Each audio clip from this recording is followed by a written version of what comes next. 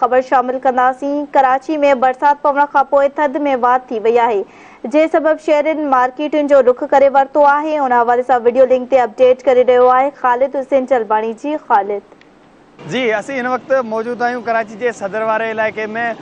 गुज़िरियल ॾींहुं जेका आहे कराची में मुख़्तलिफ़ वक़्तनि ते जेका बारिश पई हुई, बारिश पवण शर्ती जेका थधि में आहे इज़ाफ़ो अची वियो आहे। कराची में हिन वक्त तव्हांखे मौसम जी सूरत हाल ॿुधायूं त मौसम जेका आहे उहा सियारे वारी आहे। सियारो शुरू थी चुको आहे कराची में भी।